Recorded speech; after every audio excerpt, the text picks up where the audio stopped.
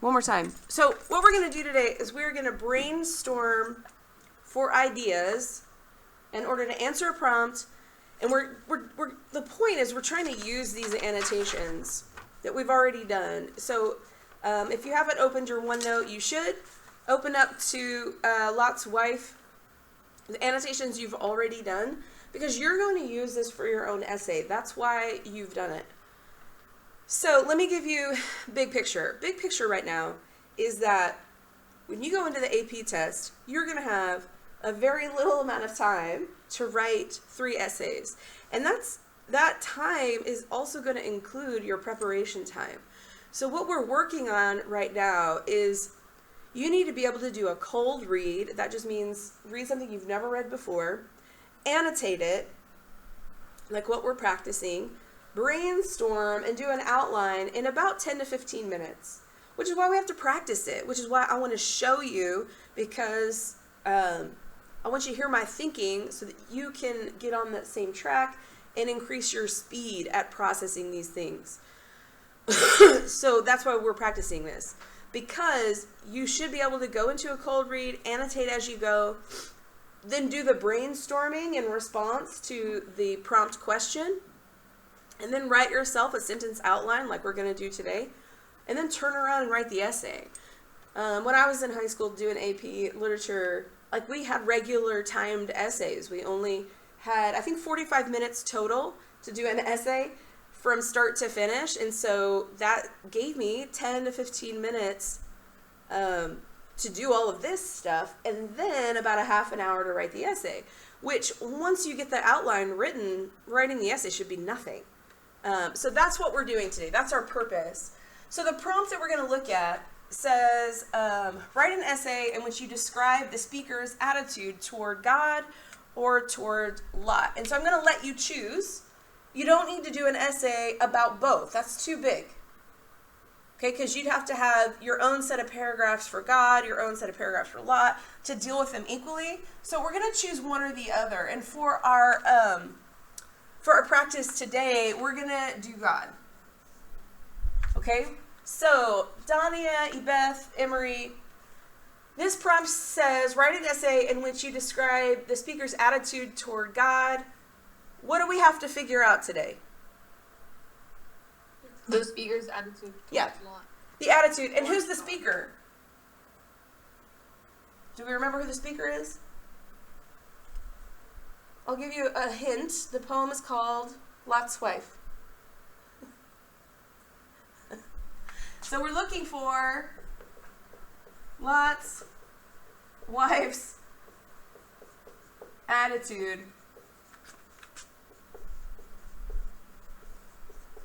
toward God. That's our focus. So when we go and look at our annotations, this is what we're trying to view the poem through. This is the lens we want to look through. So, just off the top of my head, I want to clarify this word attitude. Who knows what attitude is? And I'm really asking Dania, Ebeth, Emery, what's another way to say attitude?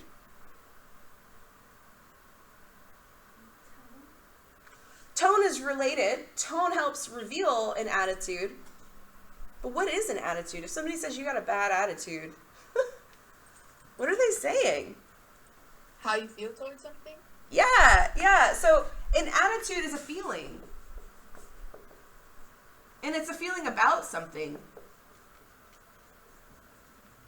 And so I want to emphasize that specifically because there are plenty of students that are going to identify an attitude that's not really an attitude.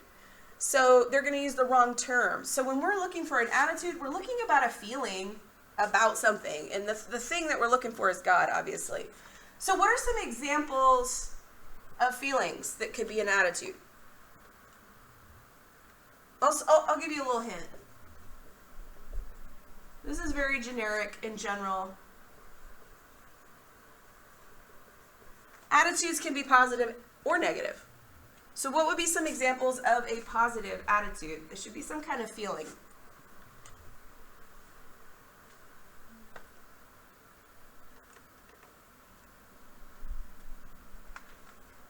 can somebody's attitude be?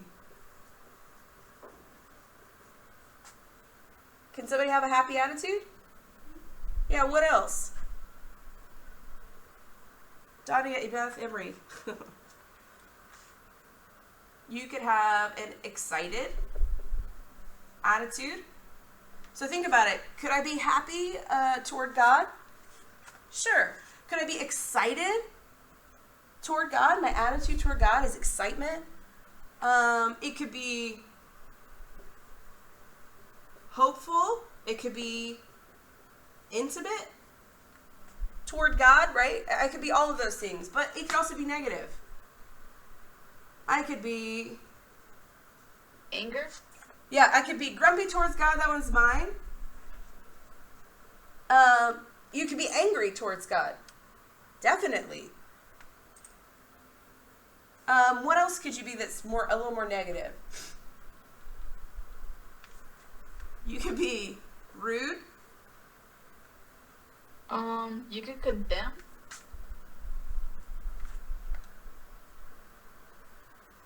I'm trying to figure out a better word than condemn. So what do you mean? Like be hateful? Yeah, in a way, I feel like a name caller? Yeah, or you could be doubtful. Oh, yeah, you could be doubtful. Doubtful. What about Emery? You had ignorant? Yeah, so she said ignorant, like just unknowing, and I would say that's spelled poorly. I'm a really bad speller. Why did I write ignorant here?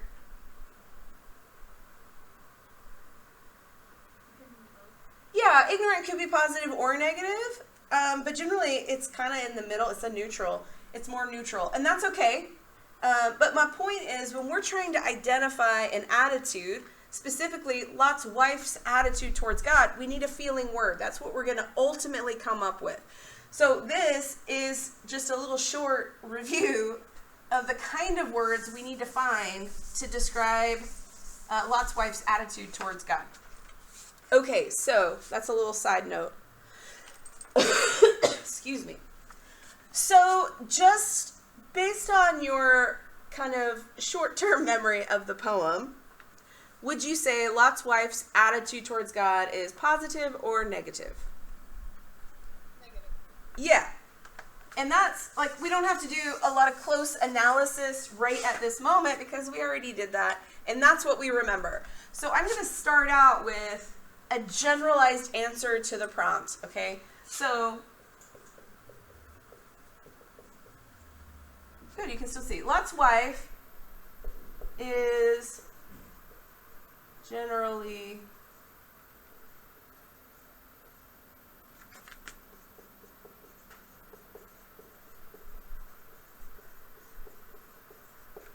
okay, so this is just the beginning of our brainstorm. Okay, because this is going to help us figure out, okay, what are we brainstorming for? We're definitely brainstorming for an attitude, but we're going to start here. Lot's wife is generally negative. So I'm going to tell you right now, this is not a quality thesis statement. It's not. It is not specific at all. You've really just chosen a side. But attitudes are, there's so many. We just listed out 6 or 7. So we need more than generally negative. And that's where this brainstorm is going to come into play. Because what we're looking for is something specific. We want a specific attitude. We do not want, oh, it's just negative. Okay, because this is not an AP level answer. So the way we figure out more specifics is that's when we start looking at the text. We start looking at our annotations. And so when I'm looking at my annotations, and I'm not going to show it to you because you won't be able to see it, one thing that stands out to me that we did highlight is the stuff in pink, right? The stuff in pink is called diction or word choice, right? So something that we annotated for was diction and word choice. So my question is, and this is part of the brainstorm, does the word choice that we highlighted, does it demonstrate a negative attitude towards God? Can we go in and look and see, are there any examples where we can tell that there is a negative attitude towards God from Lot's wife? So with the brainstorm, I'm using my annotations. I know that we annotated for diction. It's in pink. And then I'm going to go from here and I'm going to look at the notes that I wrote. Okay, so we would have highlighted all these words in pink, and then with my red pen, I wrote down like what it shows or what it means. So I am going to just put it here. Let's see. So you can see my red notes right here. Now I'm going to look at those notes, and my notes say this. Religious terms. The religious terms show Lot's relationship with God. And then my notes continue and say the non-religious terms show Lot's wife and all the things she's got to do. Maybe that's why she isn't religious.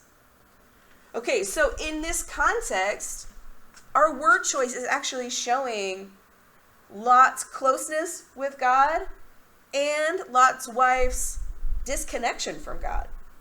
It shows you what she's connected to, and God is not on the list. So the diction and word choice,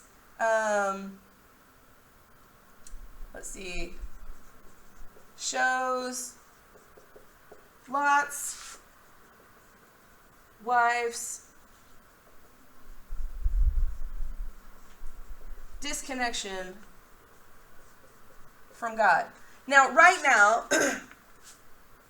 this word right here is specific.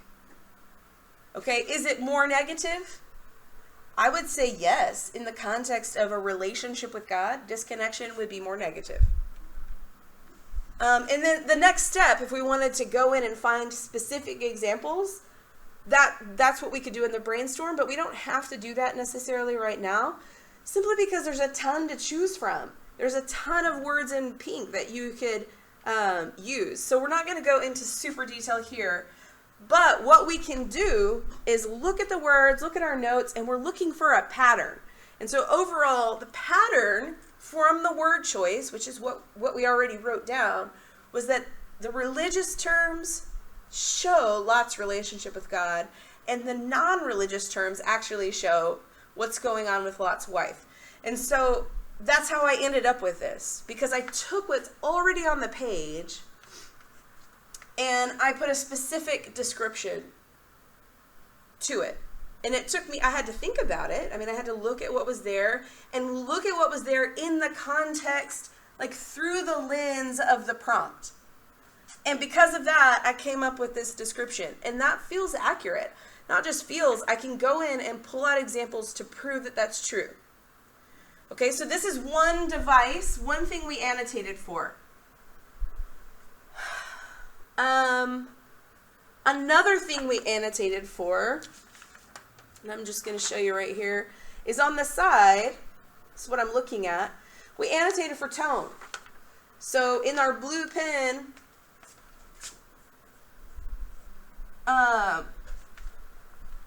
we sectioned off the poem, and then we went in and tried to identify emotions going on in each of those sections. So we did go through tone, and obviously we want to look at that if we're talking about attitude. So we want to include the tone. So when we look at tone, now we have to think about it. What is this tone showing us? And I'm going to remind you that we sectioned it off, and we found that there's this alternating tone kind of happening. That there's like a neutral tone, and then some emotion, different emotion, neutral tone, some emotion, neutral tone. And we discovered that there is an alternating tone. So the tone, let's see, shows that there is an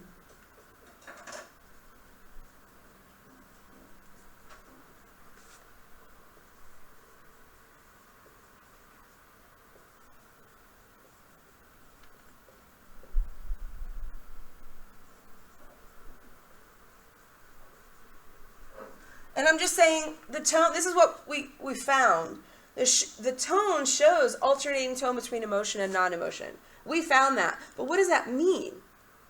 Now we want to do a little bit of analysis. What does it mean that the tone in the first stanza is neutral? It's just reporting the facts. It's talking about Lot. It's talking about God.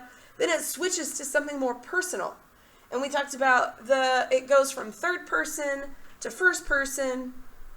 And what we discovered in doing this from the last video is that when the tone is neutral, it's in third person. So it's somebody outside telling what's going on. And when the tone is in first person, it's from Lot's wife's perspective.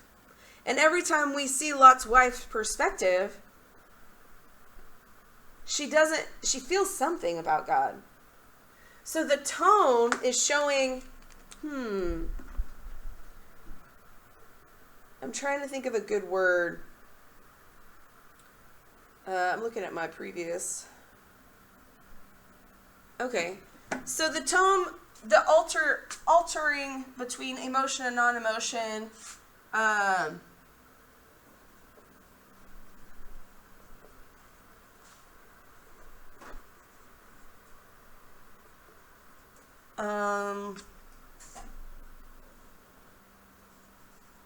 whoops.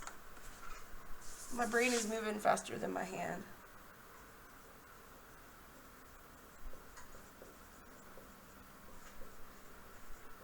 So I'm just saying the tone is showing her separation from God. Like when it is talking about God and it's in that third person, she's separate from that. She's not in that. She's not involved in that. And then when she's talking about herself, the emotions that come in show that she cares about her neighbors, cares about the pets. She's questioning God. She sounds a little bit bitter. She sounds a little bit jealous. And when those emotions show up, she's talking about Lot and his relationship with God, or she's talking about God in general. And so what we would want with the tone is we already discovered there's this alternating tone. We already noted that there was a first and third person switch happening. Now we would want to look at more specifically, like in that switch, what's happening when, and that's the stuff that you want to put down here. So what's happening is that the tone is showing that she's separate from God. Every time she's talking about God, it's either really negative or she's not a part of it at all. Lunch to students onto the cafeteria area. Remember, students, you can eat in the cafeteria, outside in the pavilion area, or outside up front. Thank you. So tone is something we annotated for. Okay, and then a third thing we annotated for was repetition. So the repetition would be in yellow, and there's only two examples of repetition. And at the top, it's in the first stanza, it says, Lot struggles with the Lord while she struggles with the housework. So there's that repetition of struggle. And I just wrote down, this shows what Lot is struggling with and what Lot's wife is struggling with, and they're very different. They're not the same. And then at the bottom, the second to last paragraph, in the last line, it says, good to a God and good in human terms are two different things. And so good is repeated. And I think that one shows a lot. I mean, it says good to a God and good in human terms are two different things. So the repetition with good, and I'm going to write down good because that's the one that kind of stands out to me, shows that Lot's wife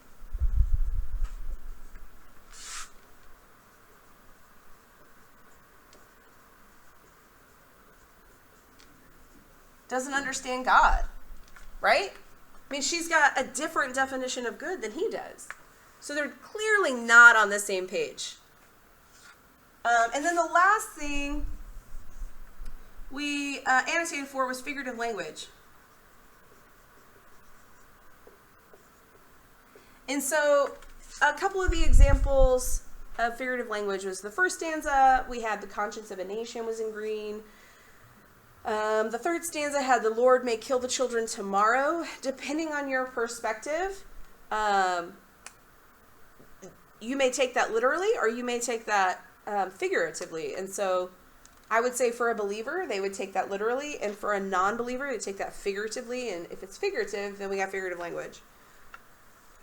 And then at the bottom, the second to last stanza, it says, "It is easy for eyes that have always turned to heaven not to look back." And so we identified that as an example of figurative language.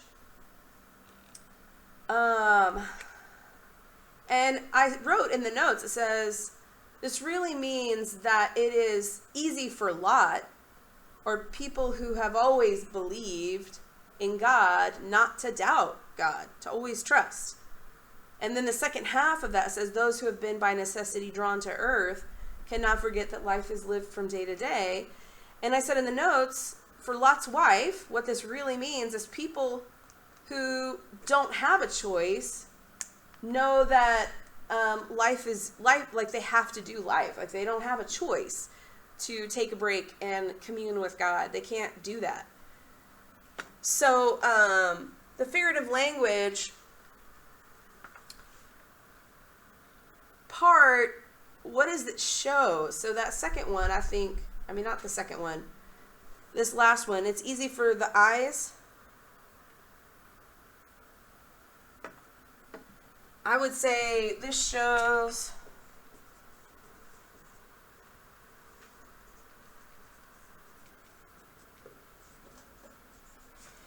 and I'm just saying this shows an unjust God, right? It's not fair. And I'm writing down eyes. It's not fair that not everyone has the same available time to spend with God. It's not fair. And then also she talks about the Lord will kill the children tomorrow. I mean, that doesn't sound like a just God, right? There's no reason listed. So those two things are both pointing towards an unjust God, like a perspective of that. So from here, and I'm gonna box this too. I want you to connect that these are the devices. All right, devices are simply ways an author shares information, and it's always like covert. You've got to figure it out. It's never straightforward, especially in a poem. I mean, it doesn't ever just tell you straight out. And so when we annotate, we are annotating for the devices, right? I said you're going to annotate for diction, and you should use a specific color of highlighter for that. You're going to annotate for tone. You're going to use the blue pen, and you're going to do it on the outside. You're going to annotate for repetition if you see it. You're going to use that yellow highlighter. And then you're going to annotate for figurative language. And those are going to be in green. And so literally we have taken the annotations that I've asked you to look for, all of these devices, and we've tried to see, do these devices reveal a negative perspective of God? And so the first one we looked at was diction. Does this reveal a negative perspective of God? Yeah, I mean, she's disconnected. That's what these words show us, that she is disconnected from God. Tone. The tone is showing she's separate from God, or that she's even bitter towards God or jealous. She's got a lot of emotions around it. But we can look at the alternating tone and see that there is a separation between her and God. And then we can look at the repetition. And we're talking about the repetition of the word good. The word good to a God versus good to a human are two different things. And so this is showing us she doesn't understand God. They don't have the same meaning for words. And so this is another kind of separation, right? It's an intellectual separation here. And then for figurative language, we looked at what figurative language was here, and I would say that they're just pointing towards a perspective that God is unjust. So once we've gone through and we've reevaluated all of these devices through the lens of what our prompt is asking us to find, now I can look and see what's the pattern here. What keeps showing up? So Ebeth, Dania, Emery, out of all these, is there something that keeps showing up besides a negative attitude? I'm looking for what is something that keeps showing up.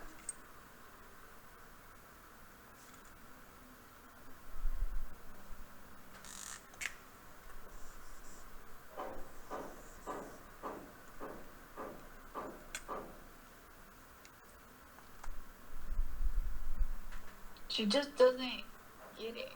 She just doesn't understand why people follow God blindly like Lot does. Yeah, I mean, she She's doesn't get it. She's just not on that same page. yeah, she doesn't understand how you can just do that to other people, like her neighbors and stuff. She doesn't understand how she'll just leave without saying anything to them, just letting them die. Yeah. Yeah. Emery, you have anything to add? I couldn't tell if you were going to say something. I was just thinking. You're welcome to think. Okay, so, yeah, she's in layman's terms, in like slang, she is not on the same page as God, right? They're on different pages. And so what we got to do from here is this is where we started. Yeah, can you see that? So, yeah, Lot's wife is generally negative towards God, and now we want to get rid of this, and we want to make it something specific. And we said that she is just not on the same page as God. Now, that's a great way of saying it for all of us to understand, but the prompt is asking us for an attitude, so we need some kind of feeling word here.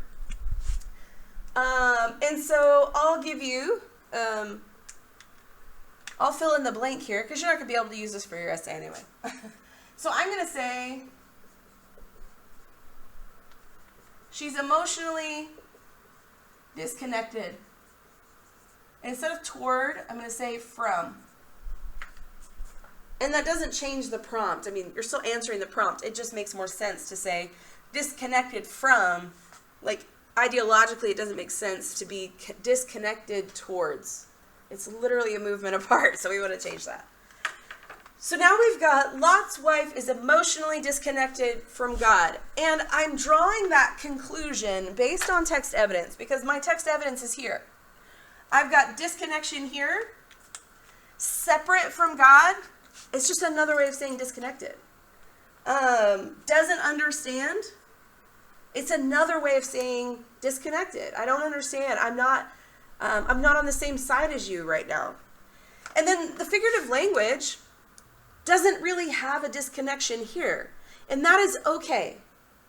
What that means is that we found a pattern for the majority, and this is showing something extra. It doesn't mean it's right. It doesn't mean it's wrong. It's literally something else that's going on. This is what we're finding at this pattern. Okay, this just means that this is a major point and this is a minor point. It just means we don't really need to use it in our essay. So from here, I'll just do a little quick review. We started with the prompt. We broke it down into what we were looking for. So we're looking for Lot's wife's attitude towards God. And that's what we would brainstorm for. And the way that we would brainstorm is I really just started with a general perspective, like from my memory. Like, what do I remember overall? And then I'm going to do a close look at the devices and see if I'm right. Because it could be, I said, Lot's wife feels generally positive towards God. And then I start looking at the devices and what they're showing. And I'm like, I'm wrong. It's not showing positive. It's showing negative. And that's the point of the annotations, to help point us in the right direction. So once we came up with a generalized kind of response, then we did brainstorming, going device by device, and I used the devices I actually annotated for. So I didn't just make up a device, I used the ones I actually annotated for. I found word choice as being an issue, the religious terms. I found the tone, it's in blue. I did highlight in yellow for repetition. I did highlight in green for figurative language. And I went through every single one of those in the first part of the brainstorm to see if diction shows a negative attitude, to see if the tone shows a negative attitude, to see if the repetition shows a negative attitude, to see if figurative language is showing a negative attitude. And we didn't just say, yeah, it shows a negative attitude. We tried to define what that attitude was more specifically. So that's where we came up with disconnect, separate, doesn't understand, unjust. That's the other one. Okay, and this is all about discovery. We want to discover the information in the text that is going to help us do the essay. So from here, we go to the outline. Okay, and we're ready to outline because I've got a thesis statement and I've got text evidence brainstormed already. So the way you would do a sentence outline is going to look like this. I don't want to erase this because I use it. You should use it. So you'll have an outline. Like if this is the paper. Yeah. So for the introduction, the main thing you need for the introduction, just for an outline, in the paper, yes, write out your introduction. But for an outline, we want to structure the ideas. That's why we outline. So the introduction for a complete sentence outline, all you need to do is write the thesis, which is the main idea of your entire paper. And that's right here. Lot's wife is emotionally disconnected from God. And Lot's wife shouldn't be capitalized when I'm referring to her. Should only be capitalized. Wife should only be capitalized when you're talking about the title. Lot's wife is emotionally disconnected from God. So is this the best thesis statement ever? No. And that's okay. This is not the time for perfection. If the words just come to you that sound more polished, fine, write that in there. But this is not the time to get hung up on making it fancy or academic. What you're doing with an outline is giving yourself clear directions. So this is what the whole paper is about Lot's wife being emotionally disconnected from God. So this is paragraph 1, is the introduction. And then paragraph 2 is your first body paragraph. So we're going to write a 4-paragraph essay. Introduction, body, a second body, and a conclusion. So the first body paragraph has got to prove this. Okay, your thesis is Lot's wife is emotionally disconnected from God. And so to know what you're going to write about first, you got to ask the question, well, how do I know that? How do I know that Lot's wife is emotionally disconnected from God? How did the author show me that? Well, look, we have all these devices. The devices are how an author does something. Right? So, I'm going to look at what we've got on the board in the brainstorm, and I'm going to make a decision from here. Do I need to use all of this? No, I don't. So I need to narrow it down. And when we narrow it down, we want to narrow it down to the strongest evidence we have found to prove our point, that Lot's wife is emotionally disconnected from God. So I'm going to tell you right now, figurative language is out. I don't want to use that. It does not contradict what we're saying. If it contradicted what we were saying, then there would be a problem. Because then we need to say something different. We need to deal with the contradiction. This just isn't saying what the pattern is, like what everything else is saying. It's not wrong, it's not contradictive, it's just not going to support our thesis. So we don't have to use it. It's fine. And then repetition, I'm going to kick that one out too. I think talking about the good versus God, good to a human and good to God are two separate things. I think that's a really interesting point. My problem with this evidence is that there's only one example of that. If there were multiple examples of repetition saying that same thing, then yeah, I want to use it. But there's only one example. And drawing a conclusion based on one example really it's a logical fallacy. It's a generalization, and we don't want to do that. So because we only have one example, and it's a great example, it's just that it's not as good as the other two because there's just not enough here. So we're down to diction and tone, and we're going to use those for our body paragraphs. This is going to be one body paragraph. This is going to be another body paragraph. And so when we're doing the outline, we got to make some decisions. This is about organizing our ideas on purpose. So which would be a better first paragraph? Should we talk about The word choice or the tone? So I'm wondering what you think. Dania, Ebeth, Emery. This is about organizing our ideas. What do you think is better to start with, diction or tone?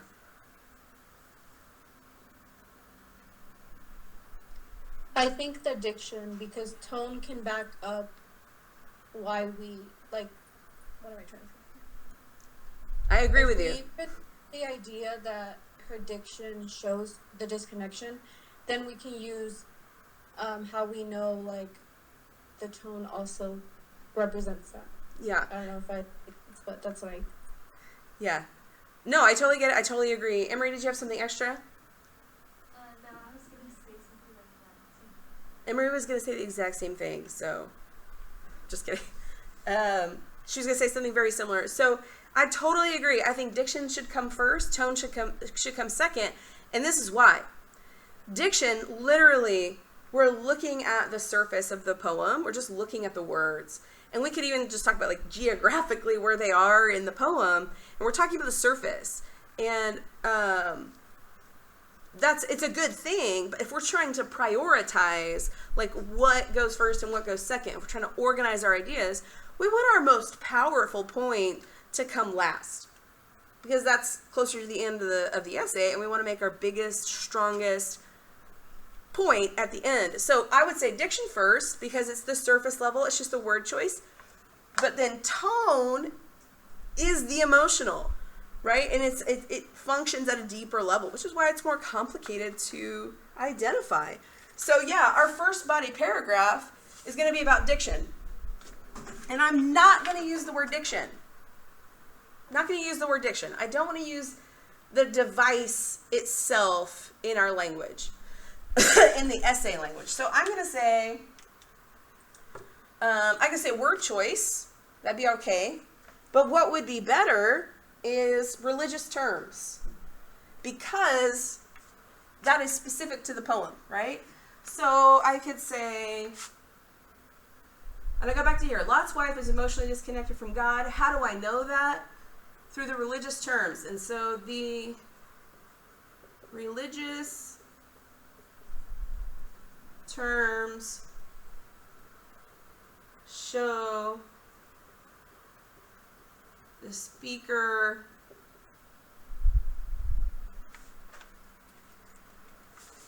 and this is where I could say not on the same page, is not on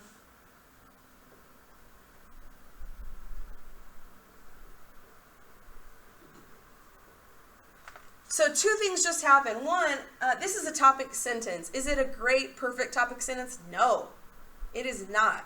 But this helps me to know what I'm focusing on for this entire paragraph. If anything in this paragraph is not giving an example or explaining the example of religious terms, then it doesn't belong in this paragraph. Everything in this paragraph should be about this. And so that's why you have a topic sentence, because it's your guide, it's your focus on what you're doing here. So I just wrote it. It's pretty lazy. I would revise that when I actually write the essay. But right now, I get it. I get the point. So before we leave this body paragraph, we have a topic sentence created here. We also need the evidence. So how do I know this is true? Like, I need to prove that the religious terms show that the speaker is not on the same page as God. I have to show it with evidence. And so I'm not going to write it all out here simply for time and space. But what you would definitely need to do is you would need to talk about the diction for Lot versus the wife. You can't just focus on one part, because we learn that she's disconnected from God because the religious terms that show a relationship only happen when the speaker is talking about Lot. So when we give evidence, we have to talk about that. We have to include that it's really a contrast. These two are being set side by side, and so the evidence should show that that contrast. So I'm not going to list all the evidence out, but you should be able to identify phrases that put them at odds with each other, that reveal that Lot has a relationship with God and the wife does not. And you talk about that. Okay? And then we go to the third paragraph, which is the second body paragraph. And when we get to another paragraph, we've got to focus on something else. We've already narrowed it down to tone.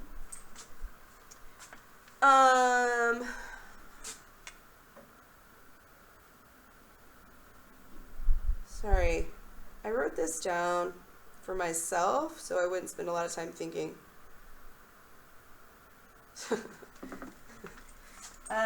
So we could say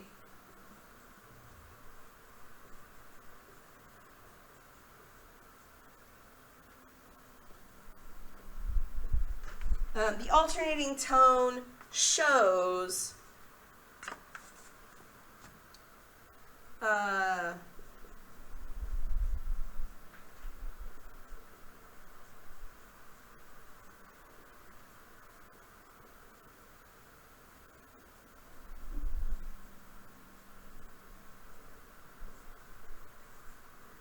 so I just wrote out the alternating tone shows there is distance between the speaker and God.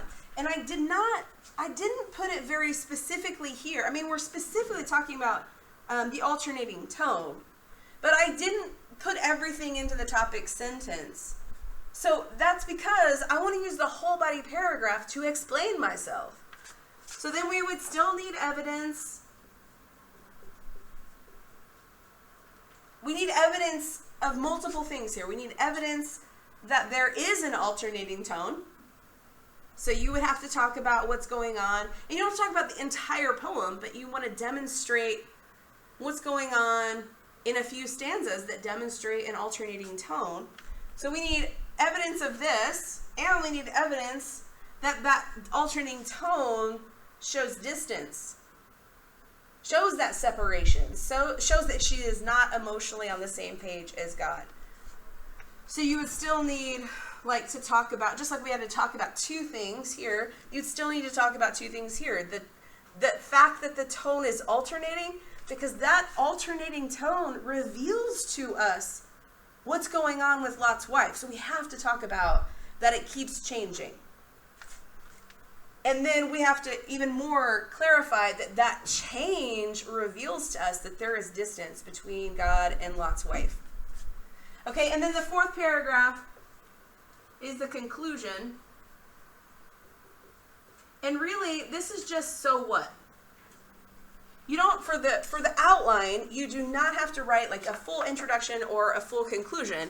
Your purpose with the outline is to make decisions about how you're going to organize your ideas. So we do that by writing out in a complete sentence the main idea, the thesis that responds to the prompt. Then we're going to write out a topic sentence and the evidence we choose. So when you do your outline, I want the actual evidence you're going to use to back up this point. And as far as a complete sentence goes, you could literally say, the first example from the text I'm going to use here is this, and just list the quote.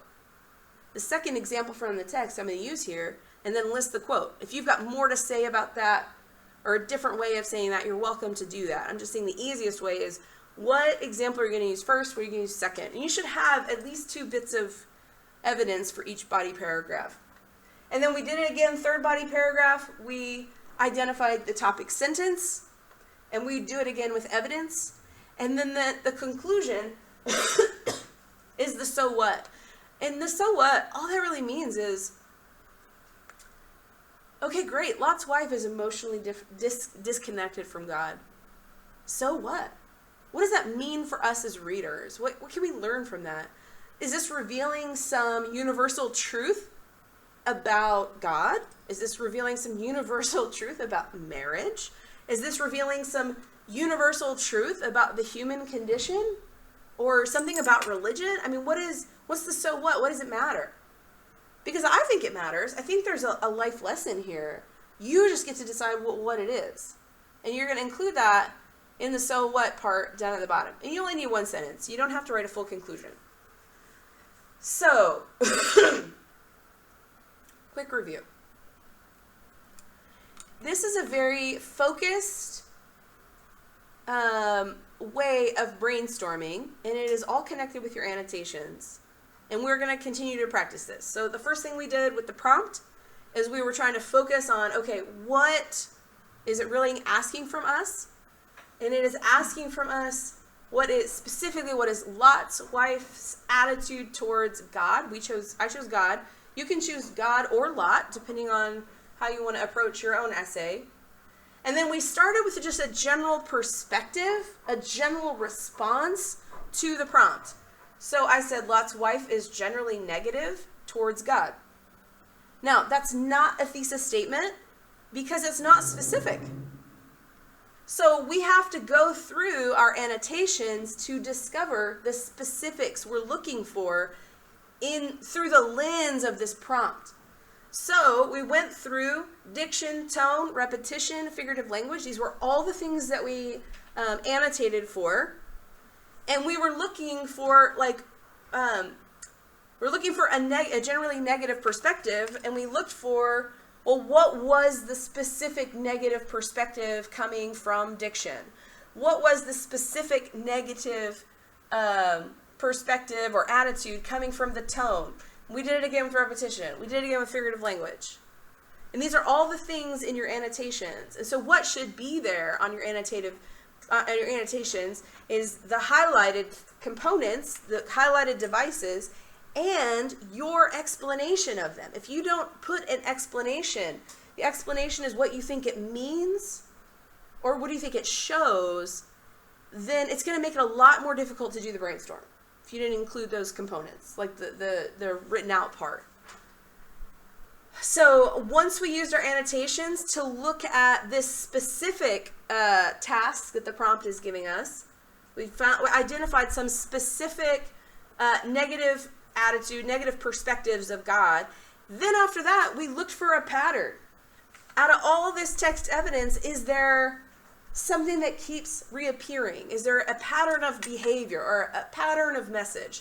And we found this sort of disconnect, separate, doesn't understand, not on the same page. There's this separation between Lot's wife and God. And it makes sense for the reading. So the idea I've come up with is not a misreading of the text because it just sounded good. It's literally based on text evidence. Then once we went through that and we discovered this idea that keeps popping up, this idea of disconnection, then we switched over to, okay, let's do an outline. So if I put together what I found here that's common throughout the brainstorm, I updated my thesis to something more thesis-like. Is this a great thesis? I mean, that's arguable. But it's specific, which is important. It's specific and answers the prompt. Lot's wife is emotionally disconnected from God. Okay, this is an idea, and now you have to prove it in your essay. You prove it by pointing at the text that shows it. Okay, so the one way we prove it is looking at the religious terms, the word choice. Another way we're going to prove it is by discussing the alternating tone. And that's the 2 body paragraphs. And then in each body paragraph, you have to have specific evidence. So maybe the word of the day today is specific. Brainstorming is about finding a quality and specific idea that responds to the prompt. It is not good enough to say, okay, well, we'll write down diction and tone and then not include anything else from your annotations. That's not okay, because you might miss something. You might miss an idea that wouldn't happen, or you might miss a pattern that was happening because you didn't go through all the annotations. So we went through all the annotations, but it doesn't mean we're going to use all the annotations. We want to narrow it down to the strongest evidence to support the idea. And then we want to organize those bits of information into its strongest structure. Okay, so does that make sense?